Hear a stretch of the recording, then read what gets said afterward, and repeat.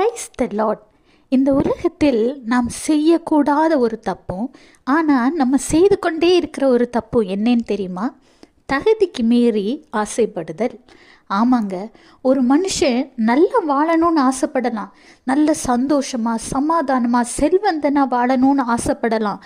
ஆனால் தன்னுடைய தகுதிக்கும் அதிகமாக ரொம்ப ரிச்சாக உலகத்தை பார்த்துக்கிட்டு மற்றவங்களை பார்த்துக்கிட்டு அந்த மாதிரியெல்லாம் நான் இருக்கணும்னு ஆசைப்படுறது தப்பு.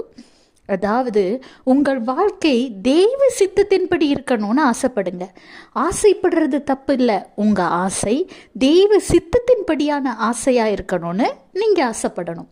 இன்றைக்கு உங்கள் வாழ்க்கையில் போராட்டங்கள், பிரச்சனைகள், பாடுகள், ஆசையின் நிமித்தம் கடன் சுமை, வீட்டு சுமை, பணி சுமை, வீட்டில் கஷ்டம், இப்படி என்னெல்லாமோ பிரச்சனை வந்துக்கிட்டே இருக்குது.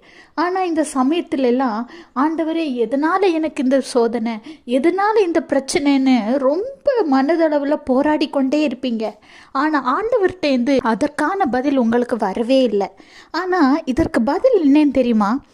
ஆகாய் 1:7 உங்கள் வழிகளை சிந்தித்து பாருங்கள் என்று சேனைகளின் கர்த்தர் சொல்கிறார். ஆமாங்க, நீங்கள் கடந்து வந்த வழிகளை சிந்தித்து பாருங்க. எதனால் நீங்கள் கஷ்டப்படுறீங்கன்னு உள்ளது அதில் தெரியும். எந்த சூழ்நிலையினால் இந்த கஷ்டம் உங்களுக்கு வந்துச்சுங்கிறது உங்களுக்கு தெரியும்.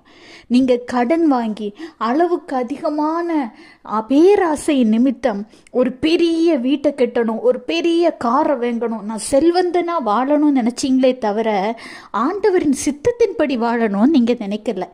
இன்றைக்கு இந்த சூழ்நிலையை மாற்றக்கூட ஆண்டவரால் முடியும். கர்த்தரை நோக்கி பாருங்க. நீங்கள் செய்த தவறுக்கு மன்னிப்பு கேளுங்க. கர்த்தர் உங்கள் வாழ்க்கையை மாற்றுவார். Have a blessed day. Jesus bless you.